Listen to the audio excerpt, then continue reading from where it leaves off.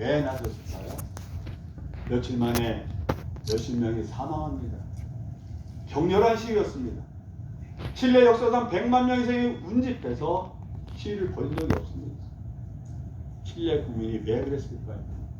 칠레의 수도 산티아고에서 100만 명 운집해서 집회를 했는데 이분들의 데모한 이유가 이런 겁니다.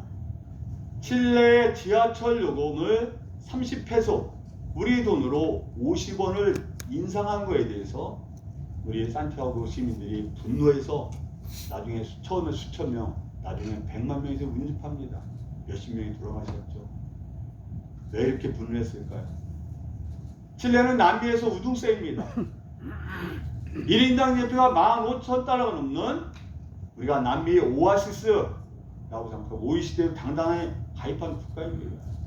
근데 칠레가 이렇게 1인당 예표와 총 GDP는 상당히 높음에도 불구하고 사회 양극화가 세계적으로 극심합니다. 칠레 국민의 1%가 가진 자산이 얼마나 될까요?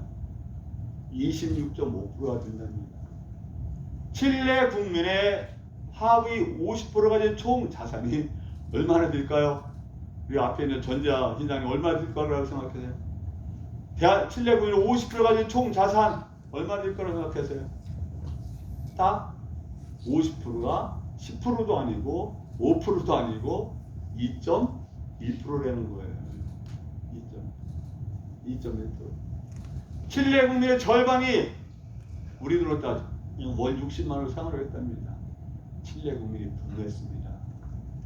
그렇지만 칠레가 이랬을 때 자랑스러운 대한민국, 작년 기준에 세계 13위권의 경제 대국, 원조 받던 국가에서 원조 하나를 전하는 유일한 나라, 개발도상국에서 선진국을 진입한 유일한 나라, 세계 6위 수출 대국, 세계 6위 교역 대국, 이런 자랑스러운 대한민국의 양극화는 어떨까요? 칠레보다 굉장히 나을까요? 그렇지 않습니다. 들어가야 되는 몇 가지만 인식을 공유할 수 있도록 말씀드립니다. 세계 불평등 보고서를 했습니다. 세계 불평등 보고서 했습니다. 이게 21세기 잡은 토마 피케트를 중심으로 해서 세계적인 석학 100명이 매년 정기적으로 수년마다 한 번씩 세계 불평등들을 보고합니다. 그 보고에 따르면 칠레는 상위 1%가 26.5%, 하위 50%가 단지 2.1%의 자산을 차지하고 있는데 우리 대한민국은 어떨까요? 대한민국 상위 1%가 25.4%의 자산을 갖고 있다고 합니다.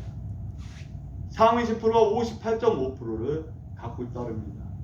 그러면 상위 10%는 대한민국 전체 자산이 얼마나 갖고 있을까요?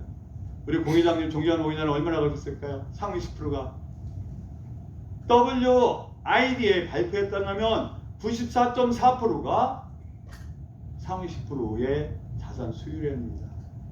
그럼 대한민국 하위 50%, 한 2,550만 정도 되죠. 이분들이 가진 총 자산은 WID, 세계 불평등 데이터 보고서에 따르면 얼마나 될까요? 칠레보다는 훨씬 낮지만 5.4%에 불과합니다. 대한민국 국민 전체 가진 하위 50% 가진 총 자산이 5.4%에 불과되는 거예요. 그분들은 어떤 희망을 가질까요?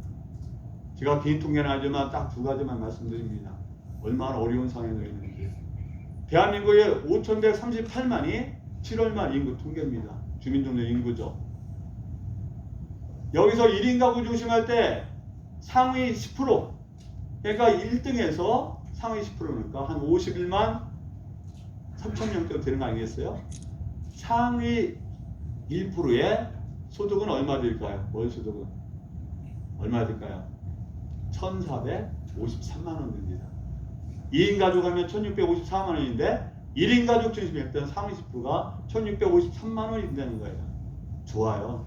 그분들 우리가 칭찬해주고 우리가 부러워하면서도 칭찬해줘야 됩니다. 아주 괜찮죠. 상위 20% 정도 된 사람이 한 100만 되지 않겠어요? 이분들도 800만이 넘습니다. 800 월수 1인 가구 중심으로 했대요. 그러니까 어떤 가구는 3인도 있을 수 있고 그런 거죠. 문제는 상위 10%, 상위 20%가 800만 원이고 1,453만 원 너무나 칭찬받아 마땅하고 우리가 그분들을 잘 존중해야 되지만 문제는 대한민국 1인 가구에 있을 때 하위 10%라는 거예요. 하위 10%. 하위 10%면 500만 정도 됩니다. 대한민국 하위 10%의 1인 가구의 월 소득은 얼마나 될까요? 우리 정 박사님은 너무 잘 알고 다 아실 거야. 제가 아마 장기수부에서 잘 아실 거예요. 한테는 1인 가구가요. 하위 10%인 가구는 기가 막히게 월 소득이 국가에서 기초연금 받는 거, 뭐 받는 거 다 합해도 67만 8천 원이래요. 67만 8천 원이니 어떻게 생활하죠? 어떻게 전기요금 내고, 물세 내고, 수도요금 내고, 휴대폰료 내고, 어떻게 할 거예요? 어떻게 할 거예요? 그분들은 그래서 67만 8천 원의 월 소득에 대비해서 도저히 그걸로는 생활이 안 되니까 월 소비는 얼마나 할까요? 월 소비 평균 119만 9천 원 한다는 거예요.